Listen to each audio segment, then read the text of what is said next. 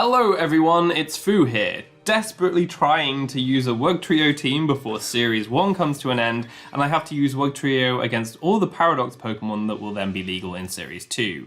Using one of the worst Pokemon in the game against Paradox Pokemon did not seem appealing to me, so here I am on the last evening that Series 1 is actually playable. Yeah, Wugtrio is a bad Pokemon.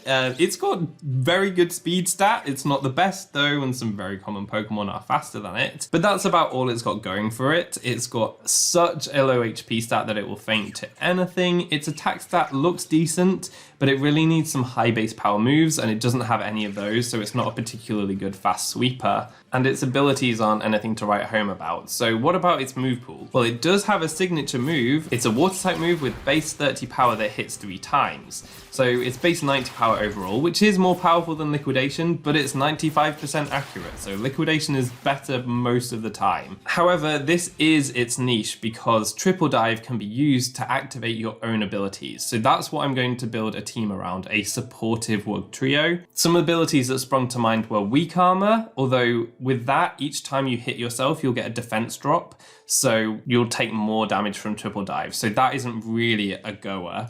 We then have Mudstill's Stamina, which is a possible use, and you could activate a weakness policy at the same time, giving it a defense boost with each hit and activating its weakness policy. But the one I went with was Water Compaction Palossand, because each hit will give it +2 defense, meaning that you can get +6 defense in one turn, and you could still activate a weakness policy, or I went with an Absorb Bulb because this gives you +1 special attack regardless of if it's super effective or not. So you can actually use a defensive terror on Palossand and still get the Absorb Bulb, whereas you wouldn't necessarily get a weakness policy. So that was the concept I wanted to build around, and I'll take you into some battles to show you what I came up with. So this is the team, and in the first battle I am going up against a very cool looking pure power skill swap strategy. I built something similar to this with a skill swap Medicham to give pure power to Tinkaton or Slacking, but the opponent has actually played around with the idea. They've got some other cool Pokemon on there, and I'm going to lead with kind of the gimmick of the team, which is Wugtrio and Siltadel the Palossand, so you can see how that goes. Oh, and yeah, I updated my trainer card, so it's now got my shiny Slitherwings in preparation for Series 2, very smart looking. But we're still in Series 1 for one more night, so focus. My opponent's going to lead with Dragonite and Arcanine, and that's kind of good for me because they've got Intimidate on the Arcanine, which means my Triple Dive will do less damage on my Wugtrio to my Palossand, which is good. But also it activates Rattled, so I can show you that cool interaction, which means that even if the opponent was Scarfed, I would outspeed them. So that was pretty cool. I can get my Triple Dive into my Palossand, activate Water Compaction, activate the Absorb Bulb, and give myself +1 special attack, and get to +6 defense on the first turn, staring down 2 probably physical attackers, although not quite sure, but probably physical attackers. That's really, really good. So they really aren't threatening me too much at the moment, although unfortunately we do see the Snarl come out of the Arcanine, which is going to drop my special attack on Palossand, which really sucks because the idea is Palossand sticks around and just deals damage over time, but if it's getting minus special attack, it really won't be dealing too much damage. I get another Rattle Boost, which is kind of irrelevant. Dragonite goes to a Dragon Dance, but because I'm +6 defense versus its +1 attack, that's really not a problem. I get a nice Earth Power off into Arcanine, but at neutral it does less than half, so I think that that's an Assault Vest Arcanine. So I want to take out the Arcanine as soon as possible. I really don't want any more Snarl special attack drops, so I'm going to go for a Triple Dive into that slot and an Earth Power just to guarantee the KO. And the Triple Dive actually does some decent damage even after an Intimidate, so that's pretty good. Wugtrio pulling its weight in this match, which is the whole point of the video, so I'm so glad that I managed to get this footage in the nick of time. Dragonite goes for another Dragon Dance to get that attack even higher, but as I said, with my +6 defense, it's not really that threatening at the moment. Another Snarl comes out, which does suck because now I'm at -1 special attack on my Palossand with no way to raise it up again. So that's not too cool, but I do take out the Arcanine. Oh, also just to note that the Snarl was meaning that Wugtrio kept pace with Dragonite's Dragon Dances, which is pretty hilarious. So they were boosting up their speed, but Wugtrio was being self-boosted as well. So yeah, 2 abilities that boost up my Pokemon is pretty fun. Anyways, they bring in their Medicham, which is probably going to like skill swap Pure Power onto Dragonite at this time, so That's a little bit concerning, so I definitely want to remove some of its attack boosts here. So I'm going to go for the Memento with my Wugtrio. The best thing that Wugtrio can do at this time is faint. I mean, that says a lot about this Pokemon. So Wugtrio faints, which is exactly what we want in this moment, and we can remove those attack boosts from the Dragonite because you can see Medicham is giving it Pure Power. If it had the Pure Power boost and it had +2 attack, then that would almost be matching my +6 defense. So getting rid of the attack boost was really valuable. And I can just shore up in this turn and make sure that my Palossand is healthy. So yeah, I'm not in too bad a position right now, and I was debating which Pokemon to bring in, but really I think Hariyama coming in and going for the Fake Out onto the Dragonite to give myself a free turn and some damage into the Dragonite was really valuable. And we know that it's not in a focus anymore because it's just been given Pure Power. So that was kind of the idea that I wanted to go for. So we'll bring in the Hariyama now. I'm hoping that it would take an attack from the Medicham without Pure Power, but it's not clear whether it's like a defensive Medicham or an offensive one with Skill Swap. When I built the team, I had a very defensive Medicham, which didn't really have any offensive moves, but if it does have Zen Headbutt, even without Pure Power, that probably will do a lot to my Hariyama. But as you saw, for this turn, I'm going Fake Out into Dragonite, and just trying to get some damage with the Earth Power because I need to start chipping away. It's got the Pure Power now, it is a threat. The opponent ends up bringing in their Slacking, which is crazy. Like whenever I played with a Slacking, I never was in a position where Slacking would be on the field without the option of like removing or changing its ability somehow, but they've brought this and the Dragonite, so they potentially want to get another skill swap off with Medicham in the back at some point in this match, which is really interesting. That's never how I played the team. But you can see I get the Fake Out off. I went for the Shadow Ball because Dragonite was a flying type, but now it's a normal type, so Shadow Ball doesn't work. But that's kind of okay. I've forced the Terra now, and yeah, I don't have to worry about them terastallizing anymore. What I'm thinking here is I might try to get Trick Room up because now that they've terastallized into a normal type, Hariyama has a very powerful close combat into both of these Pokemon. If I'm able to get the Trick Room up, that would be amazing. I'm thinking they might go for the Extreme Speed into the Hariyama this turn, and as long as Slacking can't take out my Indeedee, then it will be Truanting next turn, so I might stand a chance at getting my Trick Room up. You can see that I'm a Psychic Seed Indeedee, didn't really come into play this match. And the Extreme Speed does come out, so that prediction was correct. As Slacking goes through a Bulk Up, which is... I found that interesting at the time, but then after the match I kind of realised what they're trying to do is get some defense boost so that they can take on the Hariyama better. That's what they were attempting with that play, I'm pretty sure. I get some more... Oh, I get some damage into the Dragonite here, and then I tried to set up Trick Room this turn. Now, can Indeedee take a +1 Pure Power Ice Spinner from this Dragonite? Apparently it can, which is amazing, really showing that a defensive Indeedee has a lot of bulk. It has a lot of bulk. And because of Slacking's Truant ability, which hasn't been skill swapped off yet, I'm able to get damage into Dragonite and set up Trick Room. So that was great positioning. The last turn switching into Indeedee was exactly the right timing. So now we're in Trick Room, and Palossand is going to be slower than everything, so it will move first. And what I'm going to try to do here is just get some damage on with my Dazzling Gleam. There's no need to go for a Follow Me at the moment with the Indeedee because neither of the opposing Pokemon are really threatening my Palossand much at all. And Indeedee goes down to the Extreme Speed, which is kind of fine. Dragonite is brought low. It's not clear to me whether another Earth Power would actually do it onto the Dragonite, so that's a bit scary. But I've got my Hariyama to bring in. They remove my Psychic Terrain, which kind of works in my favour, because now I can go for the Fake Out and I don't have to worry about Extreme Speed coming out. Not that I wouldn't have to worry about Extreme Speed coming out if the terrain was up either, but it was just an interesting interaction that now I can go for the Fake Out, and the Fake Out actually just takes out Dragonite. So Guts Hariyama, showing how powerful it is. Can take that out, and we've just got Slacking on the field, which I can get an Earth Power into, which is really nice. Start chipping that away. At -1, it does okay damage because Slacking doesn't have the best special defense, and we don't have to take any return hits because it's still got its Truant ability, which is fantastic. So in this end game, Medicham is the last one. There were a couple of ways I could have played this. I actually don't think that I covered myself the best that I could have done here, because I go for a Shadow Ball into Medicham and a Close Combat into Slacking. And I know that they might skill swap, but at the same time, a Pure Power Medicham can do quite well into my 2 as well. Like if they're just max attack Medicham, they will do a lot of damage. And obviously Slacking's going to take a ton of damage. I could have doubled into Slacking here, and I think that was probably the best play, unless they had Protect. It's whether Slacking had Protect or Slack Off here, because if they had Slack Off, and I didn't take it out this turn, then I might be in some trouble. They're actually Life Orb, and they're 1 Life Orb hit away from fainting. So if they have Slack Off, then they probably want to go for it now, and I'll struggle to take the Slacking out.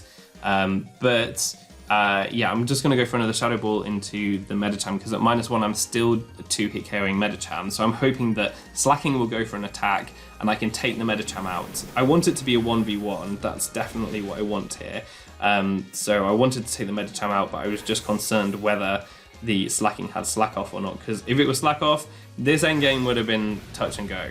You can see how much damage a +2 Pure Power Earthquake did to my my Palossand, but fortunately, they just went for the attack. The Life Orb takes out the Slacking. Palossand showed you what it did. It just stuck on that field the entire match at +6 defense. There was not really much that my opponent could do about it. So Wugtrio really showed kind of what it was for, getting that +6 defense in 1 turn. I thought that that was a really nice match, just to show you that really fun interaction. So here's the team in a bit more detail. We've got the Wugtrio that's there to activate the Palossand. It's Focus Sash. I've got Protect just in case there are fake outs out there. And then the other side of this is that I have Aquajet to activate my Weakness Policy Weak Armor Armarouge that can then do a ton of damage with its +2 special attack from the Weak Armor. So that's just the other mode of the team, which I think is very fun, and it means that Wugtrio can come to more matches. Otherwise, if you can't bring your Palossand, you can't bring your Wugtrio either, and I wanted to use Wugtrio as much as possible. So that's the Wugtrio. We've got the Palossand, as I've mentioned. It's got the Absorb Bulb to give +1 special attack. It's got Amnesia and Shore Up. Amnesia to get the special defense boost, because obviously you get the defense already, so being able to be bulky on both sides is really important, especially if the opponent has things like Hydreigon. And the Terror is Steel, because it's a nice defensive Terror. It means that you can't be clear smogged. You resist ice and grass type moves, and it gives you a better matchup into Goldengo and Meowscarada, 2 of the most common Pokemon in the format. The Armarouge, which is the other sweeper of the team, is Weakness Policy. It's Terra Grass with Energy Balls, so if you go up against Dondozos, then you might want to bring that. Indeedee is pretty standard. Terra Fairy, Dazzling Gleam, just because the team does have a bit of a Hydreigon weakness, and it's your only Trick Room setter, so bear that in mind. The Hariyama is pretty standard. I've used it before, just a strong Guts attacker with Fake Out and Wide Guard support, and the Amoonguss has Pollen Puff, which is a nice way to heal up your Palossand and allow it to attack without having to go for Shore Ups, so I thought that that was a cool synergy there. I thought I'd just show you the other mode of the team working. So we've got the Wugtrio and Armarouge combo, and this match is against a very strong looking team with things like Garganacl and Dragonite, which are always scary, and Glimmora, which is always an interesting pick to see. I didn't recognize this team straight away, but it is actually quite a popular team. I think it either won a tournament or was like a runner-up, and it's got a very notable set that we will see in a second. So we get to see my beautiful trainer card again, as the opponent does not have an interesting trainer card, unfortunately. And they're going to lead with their Garganacl and their Dragapult. Very strong combo, very fast, and then a very fast, strong Pokemon, and then a bulky Pokemon. And you see that I've got my Armarouge and my Wugtrio. I just want to remove their Dragapult if I can. So what I'm going to do is Aquajet into my Armarouge and go for the Expanding Force. I know that I should outspeed this. The speed tier for my +2 Armarouge is to outspeed Annihilate, basically. Choice Scarf, max speed, Annihilate is what I want to outspeed. And so that definitely is faster than Dragapult. So as long as they're not Focus Sash Dragapult, then this should be a fine play. We've only got Garganacl's attack to worry about this turn if that's the case. So we get the Weak Armor activation, and we have the Expanding... Oh yeah, and we've got the Weakness Policy as well. Weak, weak, weak. All the weak activations, and then we get the Expanding Force off into the Dragapult, and it does one-hit KO the Dragapult, which is fantastic. So that's a really nice start to the battle. The opponent opts to go for a Assault Cure into my Armarouge, which takes a decent amount of damage now that my defense has been dropped, and the Assault Cure is going to do some damage at the end of the turn. I get another weak armor boost, so now I'm at +4 speed, so I'll be outspeeding pretty much everything in the game. And we take some Assault Cure damage, which does, I think, 21. I've got one more turn of Armarouge on the field. No, 2 more turns. I can take another round of Assault Cure, so 2 more turns of Armarouge on the field. My opponent brings in Glimmora, and that's kind of okay. I wasn't exactly sure where to target this turn. I was thinking I would protect with Wugtrio, because if they take out my Armarouge, then I could bring in my Palossand and triple dive it. So let's protect Wugtrio and go for an Expanding Force into the Glimmora. But they actually Spiky Shield. I was thinking maybe Glimmora is Choice Specs. A lot of them are Choice Specs, and that means it wouldn't have any kind of protection. But it does have Protect, so that's a wasted turn on my part. I know that Garganacl probably could have taken a hit, although if I had gone for all in and gone for like the Energy Ball, Terra Energy Ball, then I might have been able to take it out. At the moment it's looking kind of scary, but I have Palossand in the back, and I'm thinking Palossand can probably beat the Garganacl, so that's why I wasn't focusing that down. I was thinking Glimmora kind of gives me a little bit more problem, but again, I guess Garganacl can beat that, although if it was Choice Specs Giga Drain, that could have been a problem. So now I get the Expanding Force off into the Glimmora, and I wasn't sure the targeting here, because I knew that Glimmora could be Focus Sash. If I went for, I could have doubled into it, but if I went for an attack with my Wugtrio into the Glimmora, then I would have activated its Toxic Debris, because it has physical attacks, so Toxic Debris activates, and my Palossand would have got poisoned.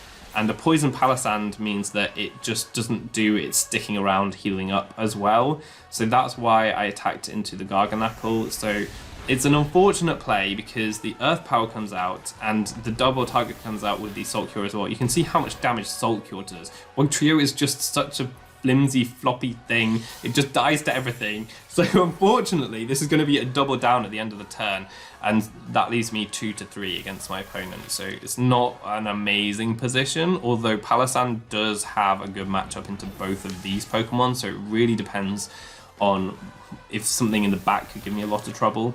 But yeah, Wugtrio takes the additional damage from Assault Cure because it's a water type, so that's not great. My last two are Indeedee and Palossand.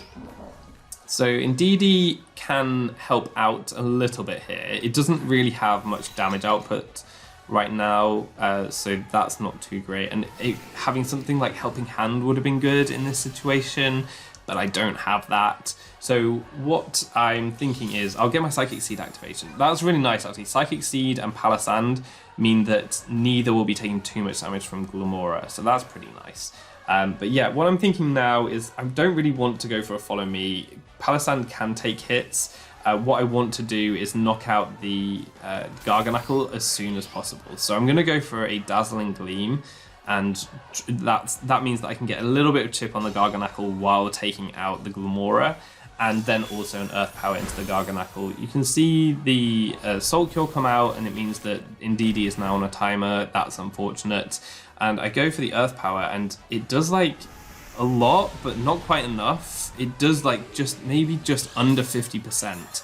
And the Garganacl has lefties, so that's kind of annoying. But yeah, we're going to take some more Assault Cure damage on our Indeedee, and the next turn I'm going to make the same play, because I'm hoping for a double down. This turn we'll see if that can work. We'll see if I can actually take both of these Pokemon out, so then it's a 2v1 in my favor. That would be really great. The Garganacl actually protects though, so I'm not going to get any damage on it this turn. And the Glimmora goes for a Sludge Bomb into Indeedee, and it gets the poison, which is not good, because now I'm taking Assault Cure and poison, so Indeedee is not long for this world. That's really, really bad poison. Because like Follow Me against the Garganacl to prevent it from going for Assault Cures would have been great. Garganacl is going to go for a Recover right here. Oh no, yeah, no, it's protecting. Recover comes next turn, spoilers. We get to see what the opponent's last one is, and this is the scary part, because like, is it going to be something that my Palossand can 1v1 or not? We'll have to see what comes in. You can see the poison and the salt cure just do too much, so Indeedee is actually going to faint next turn. So that's really bad. Really bad. If that poison hadn't happened, Indeedee would have been in a much better position. The last is actually Dragonite, and this one is really interesting because my Indeedee is actually not minimum speed. It's not minimum speed. It's got max speed IVs, and it's got 4 EVs. And it's got a higher base speed than Dragonite, so I might actually outspeed the Dragonite, leading to this play. I'm going to Terrastallize my Indeedee so that I can do slightly more Dazzling Gleam damage than last time to maybe take out the Garganacl while also breaking any Dragonite multi-scale or anything like that. And also, if I don't, maybe it will do enough to put it in Earth Power range, the Garganacl. I really don't know. It's going to be close. I'm really hoping that I'm faster than the Dragonite, because if it's a speed-invested Dragonite, then Indeedee will be slower than it. So that's a really big problem, that I would have wasted my Terra. But we see their Terra coming out, and it's actually going to be their Dragonite. So we already see that my Indeedee is faster than their Dragonite. The reason I felt that this was okay was my Steel Terra on Palossand doesn't help too much, because it would just take more Salt Cure chip damage, and also Dragonites generally have coverage for steel types, so I think that Palossand's typing is fine as it is. The Dazzling Gleam does not KO the Garganacl, and we know that last time I did just under half with my Earth Power. They go for Recover now, so they'll be just over half, and so it looks unlikely that my Earth Power will KO. But fortunately it does. It's just a roll. So I think last turn I got very unlucky with like an absolute minimum damage roll, because I would have expected Earth Power to be doing more than 50% to a Garganacl. It was obviously max special defense, but still. So Indeedee goes down at the end of the turn. That Terrastalization got the Garganacl KO that I needed. It also broke the Dragonite's multi-scale, but that chip damage was kind of irrelevant. Now we need to work out what kind of a Dragonite set this is. Palossand ate the Draco Meteor like it was nothing, which is really good, because now Dragonite is at -2 special attack. So if it's just a special attacking Dragonite, I should be able to beat it out.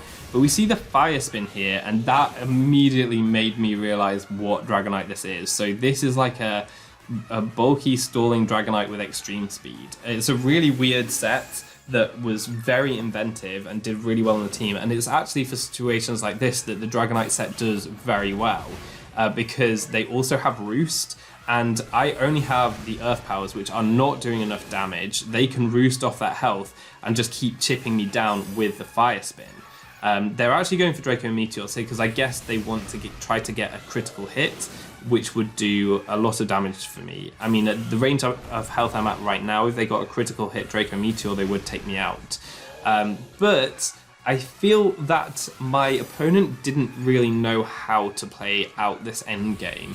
They didn't really know how to play this Dragonite, because long story short, what ends up happening is that they tried to timer stall, and I don't think that was necessary on their part. Like, I only had a certain amount of Earth Powers, and after I run out of Earth Powers, my Shadow Balls can't touch the Dragonite. So as long as they stay healthy and keep clicking Fire Spin, then, or at least keep a Fire Spin on my Palossand, I will eventually run out of Shore Ups, because I didn't use any PP Ups on this team. Like, it's a Wugtrio team, and we're about to go into Series 2, and I was like, I am never going to use this team again.